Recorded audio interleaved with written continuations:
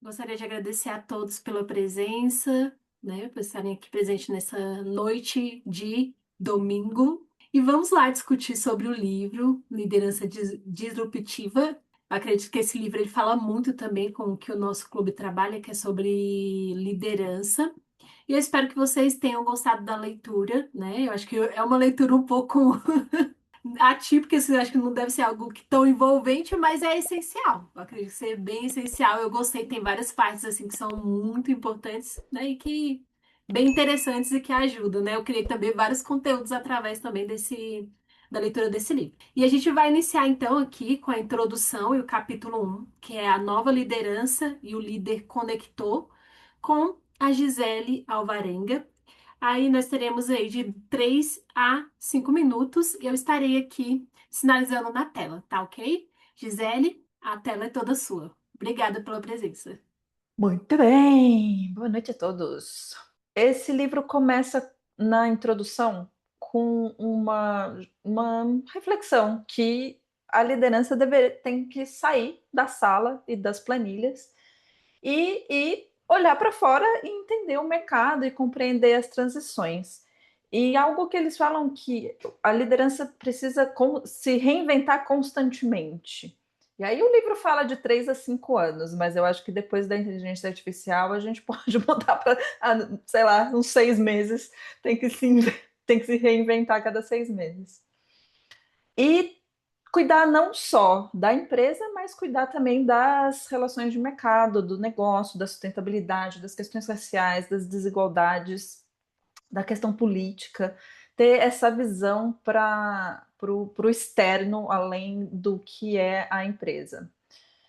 E ele traz uma realização importante, que é o mundo pós-Covid, em que a gente um, experimenta a virtualização do trabalho. E nesse ambiente, talvez a performance individual ela seja invisível. E aí a importância de você estar conectando os atores na sua organização. Já no capítulo 1, ele traz a noção geral do livro, que é da liderança, esse novo estilo de liderança e a percepção do líder conector, fazendo a contraposição entre o modelo clássico, que é um modelo de controle, de comando e controle, estável, lento, padronizador, em que o líder é o gestor da empresa, para um ambiente em que o líder está experimentando colaboração, experimentação, empreendedorismo e tem essa missão de unir em todos em direção a um objetivo final. E eles citam que a tecnologia nesse processo ela é só um meio, que a tecnologia por si só ela não vai gerar valor nenhum, porque o que importa é fazer essa conexão entre os diferentes tipos de atitude que você precisa ter enquanto no papel de líder. Então, bora para o capítulo 2. Maravilha, obrigada. Ele é bem pequenininho, né? Os capítulos. Achei interessante essa parte que ele fala, né, do após o Covid, houve aí, pode-se dizer, um desafio para os líderes, né? Por quê? Por causa da virtualização, né? Como exercer a liderança agora nessa nova modalidade de trabalho, que eu acredito também ser um grande desafio, porque muda tudo, né? Igual eu tava quando eu estava trabalhando. Eu estava trabalhando numa modalidade online. Às vezes eu me sentia como se eu estivesse sozinha na empresa. E eu acredito que é importante o líder estar presente, porque ele não estava presente. Então, se você não, se o seu trabalhador, né, o seu colaborador não for disciplinado, ele vai viver aí a Deus dará. Né? Então, eu acho que é realmente um grande desafio essa nova modalidade aí de liderança. E eu acredito que a presença, de uma forma, lógico que não para deixar o colaborador, como é que fala a palavra, gente? Pressionado, mas conseguir ali se manter presente sem pressioná-lo ou mostrar a desconfiança do trabalho dele, né? Agora nós iremos para o capítulo 2 que vai ser com a Lilian, e ela vai falar sobre o líder exponencial. Lilian, a tela é toda sua. Obrigada pela presença. Obrigada. Bom, eu vou falar do líder exponencial, que é um líder que enxerga o futuro. Ele é quem consegue liderar em um mundo 10 vezes mais rápido e complexo. Uma das ideias principais desse líder exponencial. Ele pensa logo no prazo, ele pensa no longo prazo e age no agora. Ele é arquiteto, ele sempre é arquiteto das estratégias visionárias, enxerga além do imediato e alinha o que faz hoje com objetivos do futuro. Analisa tendências e cenários para antecipar oportunidades. Inova e experimenta sempre. Entende que criatividade não é luxo. Criam ambientes que incentivam novas ideias, então ele faz muito brainstorm. Abraçam as incertezas e deixa a equipe pensar também fora da caixinha. Ele constrói redes de crescimento que vem de trocar com quem já trilhou aquele caminho. Então, ele troca muita experiência. Ele busca mentores e líderes com experiências para ganhar insights. Usa a tecnologia como alavanca. Integram ferramentas inovadoras nos processos para otimizar trabalho e gerar colaboração. Então, na prática, o líder exponencial é o líder que troca controle por influência, hierarquia por redes e planos de 5 anos por experiência contínua. Ele não melhora 10%, ele busca 10 vezes mais. E esse capítulo ele tem alguns estudos de caso, alguns exemplos, e eu vou dar um que é muito famoso, que é o da Kodak. A Kodak, né, é uma empresa muito famosa nos anos 70, 80, que eram as máquinas fotográficas. Então, o grande produto da Kodak não eram as máquinas. Eles vendiam máquinas fotográficas baratas e ganhavam com os filmes. Então, vendiam as máquinas fotográficas baratas e ganhavam bastante dinheiro com os filmes. E aí, um engenheiro da Kodak, mais ou menos nos anos 90, ele chegou para esses líderes, os donos, e falou: olha, vamos lançar uma máquina digital, uma câmera digital. E eles falaram: não, pega esse seu projeto e coloca na gaveta. Isso vai acabar com o nosso produto, o nosso carro-chefe, que é as máquinas fotográficas. Não conta isso para ninguém. Aí o que aconteceu? Décadas depois, os concorrentes criaram as câmeras digitais, depois vieram as câmeras dos celulares, e a Kodak abriu falência, porque ela ficou parada naquilo. Então, tem até a lição do líder exponencial. E aí, dá mais ou menos o exemplo da Kodak, que é: Kodak viu o futuro, criou o futuro e decidiu que era melhor fingir que não existia. Proteger o negócio atual custou o negócio inteiro. Devolvo a palavra, obrigada. Maravilha, obrigada, Lilian. Eu acredito que é nesse capítulo também, né, Lilian, que ele fala sobre os dois tipos de mentalidade, né, que é o mindset fixo, né, e tem o de crescimento. E o líder exponencial, ele tem que ter esse pensamento, né, essa mentalidade de crescimento, né, igual esse exemplo aí que eu gostei muito também, exemplo da Kodak, né, e ele dá até o exemplo em paralelo da Apple, né, eles tiveram um resultado diferente. Um pensou à frente, né, fora da caixinha, e que evoluiu, continua evoluindo até hoje, e a Kodak, infelizmente, não, né? E acabou estagnando. E é sobre isso, esse pensamento, né? Essa mentalidade de crescimento que o líder exponencial ele precisa ter. Obrigada, Lilian. Agora a gente vai para o do Marcos Felipe, né? Ele vai falar sobre o líder algoritmo. Bom dia, boa tarde, boa noite, boa madrugada. Não sei em que momento você está assistindo, participando deste clube maravilhoso do Toastmaster. Eu fiquei responsável para falar sobre o capítulo 3, o líder algorítmico, algo incrível. E vou falar aqui de forma concisa nesses minutos. O que está em pauta sobre o líder algorítmico é o líder que passa a tomar decisões de acordo com evidências, que usa um dashboard de dados.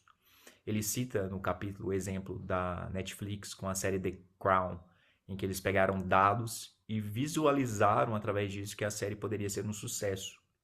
Então, ele propõe que o líder ele possa deixar de ser um líder simplesmente que se baseia em opiniões e passe a se basear em dados. E algorítmicos são isso, são dados. né? Hoje você pode abrir o Instagram, pode abrir grandes Big Techs, e todas elas estão utilizando muitos dados, seja dados mentais, digitais, de consumo, a psicologia do consumo, tudo isso está muito em pauta. Então, dentro desse aspecto, os autores do livro, sobre esse grande aspecto da liderança disruptiva, vêm falar sobre isso, sobre uma quebra de paradigmas, onde os líderes antigamente iam muito pela questão de muito erro e acerto apenas, e agora não. Agora você tem como fazer já meio que uma previsão de várias situações através de dados. Você pode usar dashboards. Hoje, em muitas companhias, eles utilizam aí, BI, várias questões, coletas de dados através de produtos e consumos de várias questões. E eu acredito muito naquela coisa de erre rápido para corrigir, e corrigindo aquilo você ter mais acertos. E quando você tem essa visão de um líder algorítmico, você muda completamente o jogo, completamente, porque você tem dados, você pode tomar decisões baseadas naqueles dados, fazer coisas incríveis nesse sentido. Nesse viés, nesse aspecto, então, o capítulo ele é muito genial, trazendo esses exemplos de como utilizar e mudar o paradigma para uma liderança baseada em evidências. E isso é muito bacana porque hoje com a IA, com vários tipos de algoritmos, fica muito, muito lúcido e muito transparente os tipos de usos que você pode utilizar para prever vários resultados através de dados, se isso vai dar certo ou não, quais são as quebras de objeções que podem ocorrer. Então, eu resumiria dessa forma esse capítulo, o capítulo 3 do líder algorítmico. É um líder essencial, não dá mais para viver sem. E eu acho que essa é uma skill importantíssima de quem quer liderar, de quem quer estar à frente de seu tempo. Não é mais o futuro, é o presente. Então, esse é o resumo. Eu não pude estar presente por questões pessoais, mas está aqui o vídeo e deixo aí a minha contribuição desse livro maravilhoso e magnífico. Tudo de bom e não deixe, então, de ter essa skill do líder algorítmico. Maravilha! E aqui a gente, nesse livro, eu acredito que a gente está vendo aqui uma quebra de paradigmas, que liderança não é só sobre pessoas, mas é sobre também as suas habilidades técnicas, além também das habilidades pessoais, né? Igual ele fala, né? Você também saber a utilização de ferramentas que vai te ajudar a ter uma visão mais ampla do negócio, né? Sobre você sustentar o negócio, né? Então, assim, é muito importante, é algo que eu admirava muito no meu antigo chefe, no meu antigo líder, que ele era um cara muito, e ele falava que a gente era muito irrequieto, porque ser líder é ser inovador, né? Não é apenas só sobre pessoas. E agora a gente vai para o capítulo 4, que é com Edmilson, e ele vai falar sobre o líder como arquiteto de negócios. Aí eu vou colocar aqui o áudio dele, tá, gente? Olá pessoal, tudo bem? Pessoal, quem aqui se lembra dos estúdios Walt Disney de tempos atrás, de quando os lançamentos e releituras de grandes sucessos eram realizados em DVDs e em Blu-ray? De certo, vocês devem imaginar que o mercado mudou. Walt Disney já não é mais como era antigamente e este capítulo fala um pouco sobre isso.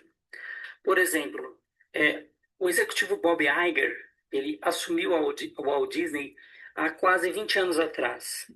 E o que ele pegou na Walt Disney foi justamente esse cenário que eu trago para reflexão de vocês, que era uma Walt Disney que lançava os seus produtos em DVDs, em Blu-ray, tinha uma dificuldade com novos concorrentes, como a Pixar e a DreamWorks, que faziam grandes produções que concorriam com a Disney.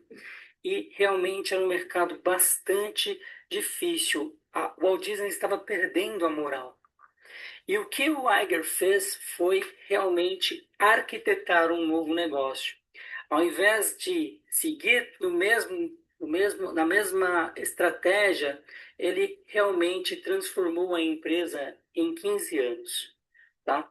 O Walt Disney deixou de ser uma única produtora, passou a concorrer com as plataformas de streamings também. Então, em meados de 2021, a Walt Disney tinha em número de assinaturas na sua plataforma de streaming quase 200 milhões de usuários, equivalente a Netflix. E essa arquitetura de negócio, Iger também fez com que pensasse em novas estratégias, ou mudasse as estratégias durante o tempo, como a aquisição dos estúdios Fox em 2018 por 71,3 bilhões de dólares. Então ele acabou assumindo a compra de novos e de futuros concorrentes, fortes concorrentes que se mantinham concorrendo ainda ao Walt Disney, mas que pudesse realmente influenciar o negócio. E por que que isso é importante nesse capítulo? Esse capítulo ele fala justamente do líder como arquiteto de negócio. Então, o que o Iger fez com a Walt Disney tem a ver um pouco com as ideias centrais desse capítulo, pessoal. Por exemplo, o líder, como arquiteto de negócio, ele deve pensar no modelo de negócio, né, que com um foco um pouco diferente em apenas produtos, processos e metas de curto prazo. Ele precisa compreender como a empresa gera valor, quem são os clientes e quais são os problemas a se resolver, como as receitas são produzidas, quais as mudanças do mercado podem tornar o modelo atual obsoleto, né? E assim o líder, ele arquiteta, ou seja, ele desenha ou redesenha constantemente a organização. E isso, a estratégia, ela deixa de ser uma estratégia estática, tá? De 5 anos, que seja 10 anos, e passa a ser uma estratégia mais atualizada constantemente. Então, essa adaptação da estratégia constante, ser aberta à experimentação, à inovação, ter o mindset, o pensamento, os seus colaboradores com, com a cultura do aprendizado rápido. Aprenda rápido antes, erre rápido, aprenda rápido e não se fique estagnado no problema, tá? Também ter uma revisão frequente das estratégias, né? Então, toda essa ideia de revisão de estratégia constante faz parte da arquitetura de negócio. Então, as organizações constroem mais capacidade em mudança quando há essa flexibilidade na estratégia, pessoal. Então, o líder ele precisa observar novas tecnologias, as mudanças do comportamento dos consumidores, movimentos de concorrentes, de startups, oportunidades de parcerias em ecossistema e também estar mais aberto à competição moderna. Então, essa Disney, eu finalizo aqui dizendo que o que a gente vê hoje como a Disney, em sua grande influência nas plataformas de streams, tem muito a ver com a visão do Iger, quando assumiu de realmente desenhar uma estratégia. Então, este capítulo aborda sobre isso, espero que tenha fazido sentido com relação a todos os outros temas que os colegas trouxeram, e fico aqui aberto e desejando um aprendizado vigoroso a todos. Obrigado. Maravilha, muito bom, gostei muito, né? Eu tenho um canal que eu gosto de assistir, eu acho que é João Cury, uma coisa assim, e ele entrevista diversos empresários, e ele falou um ponto aqui que eu achei muito interessante, que todos os empresários falam, você tem que errar, mas você tem que errar rápido e corrigir rápido. E sobre também esse pensamento evolutivo, é mais sobre isso, né, que o livro ele trata, sobre você ter esse pensamento evolutivo de crescimento para você não ficar estagnado. E mais um ponto interessante também é que o líder ele tem uma grande responsabilidade, não é só sobre pessoas, né, é sobre negócios, né, e negócios é algo, por assim dizer, bem complexo. Aí vamos agora para a parte da Joelma, né? Ela não mandou, né, gente? Que ela ia falar sobre o líder ambidestro, né? Vou falar aqui um pouquinho sobre, né? Que o líder ambidestro é aquele que consegue equilibrar dois movimentos essenciais dentro de uma liderança. Então, gerar resultados no presente e preparar para o futuro. Então, enquanto uma parte da liderança está focada apenas na execução, na eficiência e manutenção da operação, a outra ela já está voltada para o quê? Para a inovação, a adaptação e novas oportunidades. Então, esse conceito ele se tornou ainda mais relevante após essas mudanças no mercado de trabalho, na forma como as organizações funcionam, que foi algo que a gente falou no início, né? Após o Covid aí, a gente teve aí um período, como pode-se dizer, revolucionário, em que todas as empresas elas foram obrigadas a se adaptar ao novo modelo de trabalho, à virtualização de trabalho. E a tecnologia, cada dia, ela tem avançado mais e mais. Então, igual falou no início, né? Aqueles líderes que ainda estavam presos apenas a planilhas, ele tem que se moldar e buscar cada dia mais estar inovando.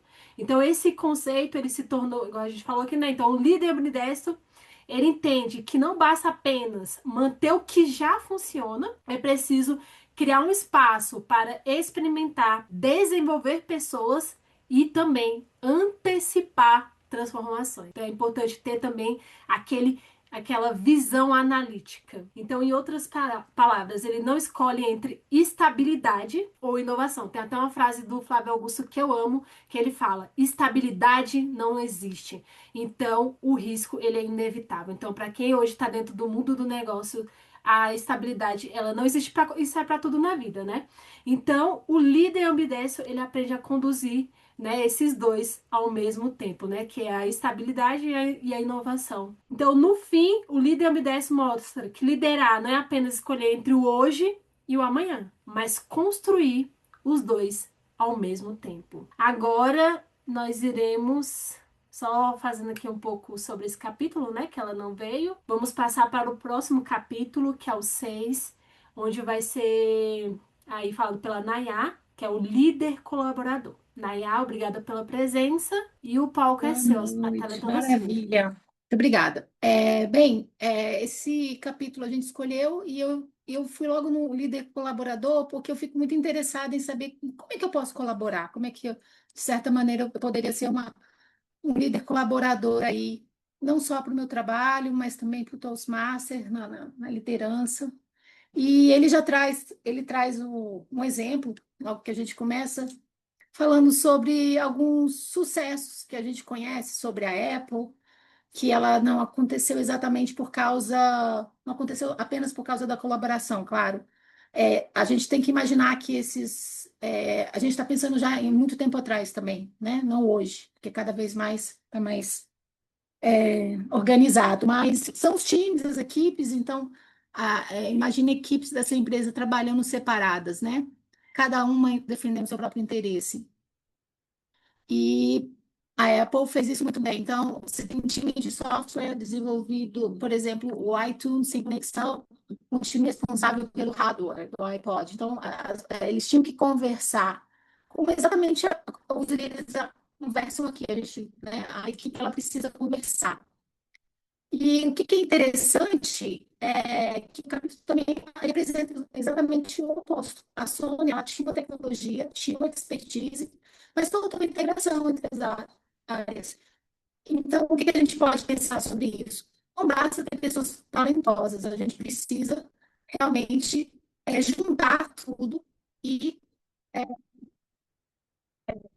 tirar alguma coisa disso. Então, as pessoas, se elas não trabalham juntas, o potencial coletivo se perde nisso. E é justamente aí que o papel do líder colaborador. O líder colaborador também cria um ambiente onde as pessoas compartilham as ideias, conhecimentos e responsabilidades, sem medo de competir entre si. Aí eu abri aqui o meu agora, porque eu preciso falar com vocês que isso aqui é o que acontece muitas vezes nas empresas. Na minha empresa, por exemplo, é o que mais acontece, a gente acaba entendendo muito, porque as pessoas elas não tiram muitas vezes, né, o conhecimento da gaveta, então é gestão de conhecimento, também fica uma competição enorme. Então, assim, eu acho que é muito importante isso, que a gente poder, às vezes, dentro de uma empresa, sinceramente, ver o que está acontecendo. E essa reflexão interessante, porque o líder deixa de ser apenas aquele que sai conhecimento das pessoas e passa a alguém que promove o conhecimento gerado pelo grupo. Isso é muito difícil. Sinceramente, essa empresa, eu conheço isso. Fico muito interessada aí, a parte aí, né? De ver como é que eu posso também ajudar aí. Ele não centraliza, ele não especializa, ele só potencializa. Outro ponto forte do capítulo também que eu acho interessante é que a Sandra Giroff, ela vem com uma reflexão. Consigo fazer as pessoas darem o seu melhor para o projeto, sendo a melhor versão. Essa é a parte mais difícil, porque como é que você pode, muitas vezes, fazer um projeto que é muito bom, mas as pessoas não estão dando o melhor, né? Porque não é só aparecer no trabalho, você tem várias coisas aí por trás disso. Fazer a pessoa vestir a camisa é muito difícil. E ela fala exatamente, não é só cobrar metas, né? Você tem que trazer aí um ambiente onde as pessoas consigam crescer, contribuir e, principalmente, se sentir valorizadas. E o capítulo também traz uma meta muito importante, que eu diria que a colaboração não significa ausência da organização, pelo contrário. Para o ambiente colaborativo funcionar, é muito necessário ter clareza dos papéis e responsabilidades, com certeza. E existe também uma pergunta que deve ser respondida por trás de tudo isso, né? Quem é o responsável pelas decisões? Porque muitas vezes a gente tem os papéis, os responsáveis, mas aí, quem está tomando as decisões? E quem decide, e aí a gente tem aquele empacando, né, aí, o que deveria ser ágil, gerando lentidão, confusão e ineficiência, e isso acontece nas organizações. Aí, no caso também, eu já vi isso muitas vezes acontecendo. E se a gente pegar para trás de todos os líderes que foram falados aqui, a gente tem que estar pensando muito rápido, né? Revisando a estratégia. E se não tiver organização, se não tiver alinhamento, confiança, essa construção conjunta da clareza do propósito, né? Assim sendo, no final, um líder colaborador entende que grandes resultados raramente são construídos sozinho. E os melhores projetos nascem quando talentos diferentes conseguem caminhar na mesma direção. E aí eu termino com uma reflexão. Na nossa rotina, estamos apenas trabalhando ao lado de pessoas ou realmente estamos construindo algo junto com elas? E eu faço isso para mim também. Vou levar por um bom tempo ainda na minha caminhada, tá? Muito obrigada. Obrigada, Nay. Agora a gente chegou no ponto mais importante, né, que é sobre pessoas, né, que a liderança, ela envolve pessoas e eu acredito que um dos desafios maiores é sobre quando chega nessa parte, né, de engajamento, né, como engajar as pessoas, porque um líder, ele tem que conseguir extrair o melhor de cada pessoa, né, o que essa pessoa, ela pode agregar aqui, colocar cada um no seu papel, né, para que aquilo ali, né, se torne algo mais consolidado, né, assim, e que seja ali como se fosse ali uma conjunção, uma união, né? Obrigada né, pelos seus insights. Agora nós iremos para o próximo, que vai ser com o Tiago. O Tiago, ele estará falando aqui o capítulo 7 sobre o líder comunicador. Tiago, obrigada pela sua presença e a tela é toda sua. Obrigado, Lu. Assim como a Luana, eu gosto de ser sucinto nos meus discursos, então acho que no máximo em 15 minutos eu termino a minha parte, podem ficar tranquilos. E eu já começo perguntando para vocês, qual que é a tarefa mais importante de um líder hoje? O que vocês acham? Seria estratégia, finanças? Tem um rapaz que até que ele é conhecido, o tal de Ram Charan, acho que você já deve ter ouvido falar dele. Para ele, a tarefa mais importante é comunicar-se, comunicar-se, comunicar-se. Nós vivemos em um mundo hiperconectado, com trabalho remoto, equipes híbridas, muita informação o tempo todo. Mas os autores trazem uma provocação cirúrgica de um outro rapaz que é bem conhecido, o tal de Philip Kotler. Como construir uma cultura forte se as pessoas não estão fisicamente juntas? E o erro, um dos grandes erros, né, da liderança tradicional é achar que comunicar é apenas enviar e-mails ou usar ferramentas para ampliar o alcance de uma mensagem. No capítulo 7, nós descobrimos que o verdadeiro líder comunicador não foca nas ferramentas, mas na criação de um sistema eficiente de alinhamento. Sistema eficiente de alinhamento? O que seria isso? Para dar clareza, transparência e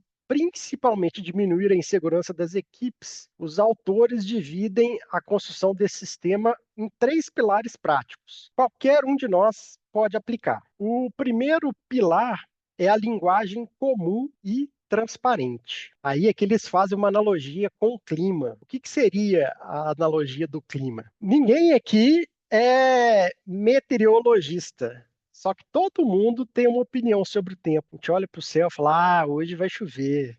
O céu está meio alaranjado, hoje vai esfriar. E na empresa acontece a mesma coisa. Todo mundo fala de inovação, agilidade ou disrupção, mas cada um entende uma coisa diferente. E o papel do líder comunicador é criar uma espécie de Wikipédia corporativa. Ele tem que definir exatamente o significado dos termos-chave para colocar todo mundo na mesma página. E, além disso, ele tem que promover a transparência e incentivar conversas difíceis. Se uma empresa não tem conversas difíceis, significa que as pessoas estão escondendo o que pensam. Reunião acontece muito isso, né? Ninguém fala nada. O segundo pilar é da linguagem inclusiva e da diversidade. Como que a gente vai criar ideias originais se todo mundo na empresa, ou melhor, se todo mundo na equipe pensa da mesma forma, se ninguém tem coragem de falar, se ninguém tem coragem de se manifestar? Nesse ponto, a comunicação eficiente, ela exige tanto a diversidade quanto a inclusão. E o líder, ele precisa garantir um ambiente onde as visões e perspectivas individuais sejam genuinamente bem-vindas. Tem que deixar todo mundo à vontade para contribuir, para colaborar. Sem isso, a gente está desperdiçando o potencial humano. Já o terceiro pilar seria de rituais, plataformas e auditoria. A comunicação, ela não pode ser aleatória, ela precisa de processos formais para ter escala. Sendo assim, o líder cria rituais disciplinados, como reuniões periódicas de alinhamento, e utiliza plataformas imersivas para tomar as decisões. No final, ele audita o sistema medido através de métricas se a mensagem realmente chegou à ponta final com clareza. Seria ótimo, né, se funcionasse assim. Bom, mas um sistema ele pode ter rituais perfeitos, tecnologia de ponta, mas ele falhará se não tiver alma. É por isso que o líder comunicador é, acima de tudo, um storyteller. Coisa difícil, um contador de história. As histórias, elas provocam reações físicas no nosso corpo e fixam-se na nossa mente. Nossa, essa custou sair. O líder, ele usa a narrativa para traduzir o propósito, a missão e a visão da empresa em algo que emocione e conecte as pessoas. Em suma, eu vi que a Luana já está mandando eu encerrar ali. Enquanto o líder tradicional ele simplesmente descarrega informações de cima para baixo e ignora os resultados da sua fala, o líder comunicador ele constrói pontes. Ele cria uma governança para a comunicação e acompanha as métricas e zela pela narrativa certa. Caros Toastmasters, na era da gestão digital e do amanhã, o conteúdo até pode ser o rei, mas o contexto é o reino. Se quisermos liderar a disrupção, precisamos parar de apenas emitir ordens. Comecemos a conectar histórias e a estruturar sistemas onde falar e ouvir caminhem de mãos dadas. Obrigado, devolvo a palavra. Obrigada, maravilha. E é o ponto essencial, né? A habilidade essencial para todo líder, que é a comunicação. E a comunicação, conforme ele falou, né? Ela constrói pontes, né? E quando não há comunicação, que às vezes eu falo no meu discurso, nas minhas palestras, comunicar não é só falar demais. A comunicação, ela envolve muitas coisas, até o emprego das palavras, a comunicação não verbal, o tom de voz, a gente que estuda, a gente sabe. E até o ambiente em que você está inserido ali, faz parte da sua comunicação. Então, é ali, eu acredito que o pilar principal e importante e essencial para o sucesso, né, dentro de uma empresa e dentro da vida também. Agora a gente vai para o capítulo 8, que é a Gisele que vai fazer, né, Gisele? Que seria a Daiane. Vai falar sobre o líder construtor de ambientes de aprendizado. Gisele, obrigada pelo apoio e a tela é toda sua. Não por acaso eu escolhi, eu me voluntariei para falar disso, né? Não tem como a pessoa se desenvolver como líder se ela não tiver aberta à aprendizagem, ao processo de aprendizagem. Sem aprendizagem não tem transformação.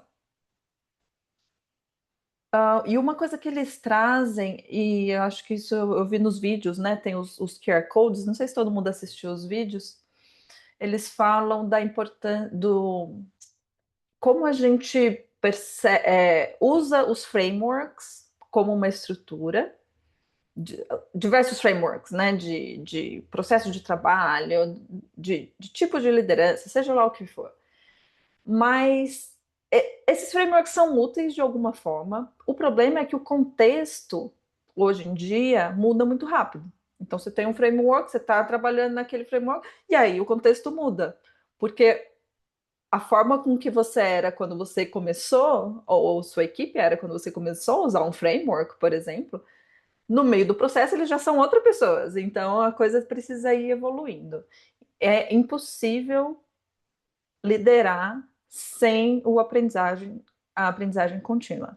E aí tem uma frase famosa do Alvin Toffler, lá da década de 90, que ele fala: o analfabeto do século XXI não é aquele que não sabe ler nem escrever, mas aquele que não sabe aprender a desaprender para reaprender. A maior dificuldade, talvez, dos líderes seja desaprender. E a maior dificuldade nossa, pessoalmente, talvez seja desaprender. As coisas que foram colocadas na nossa cabeça, né? Aquelas coisas de infância, de família, de processos nas escolas, que a gente aprendeu como coisas que são certas, agora é o momento de desaprender aquelas coisas para poder reaprender algo novo.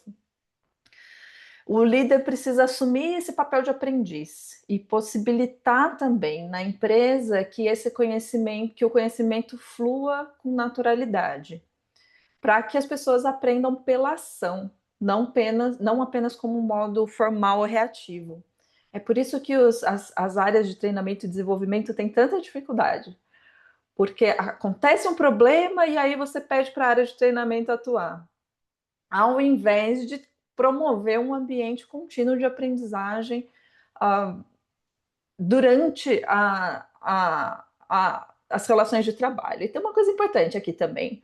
Quando a gente fala de feedback sanduíche, que o Toastmasters ensina a gente a fazer, né? Tem diversos estudos que já mostram que o feedback sanduíche não é efetivo, porque você deixa para dar o feedback no final de um processo que já aconteceu. O melhor processo de feedback é aquele que acontece quando os problemas estão acontecendo ou quando as pessoas estão performando de uma forma boa e você imediatamente reconhece aquela atuação que merece um feedback positivo, por exemplo. E tem umas coisas bastante interessantes naquelas tabelinhas, né, que tem no final do capítulo. Então ele fala, por exemplo, que o líder que aprende é o líder que assume a posição principal de aprendiz do negócio, que ele mesmo é a pessoa que busca ativamente aprender.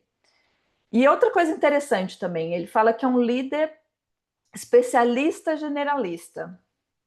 A gente carrega da Revolução Industrial, do pós-guerra, daquelas coisas todas que aconteceram, a ideia de que a gente deveria ser especialista e saber fazer uma coisinha só, né, na fábrica. Então a gente faz uma coisinha, a gente é especialista naquela coisinha. Mas isso já não funciona, e já não é de hoje, já tem algum tempo que isso não funciona. O líder precisa ter uma visão sistêmica. É claro que ele vai contar com a ajuda das pessoas que são mais especializadas, mas sem a visão sistêmica, como ele vai saber, né? Por exemplo, o Marcos falou, né? Se ele não sabe um pouquinho do que é dados, o que são os sistemas em nuvem, essas coisas, como é que ele vai pedir ou contratar uma empresa para fazer essas coisas? Outra coisa interessante que tem aqui é que o líder também nutra e promova a visão de aprendizado infinito. Mais uma vez, né, o líder servir como exemplo.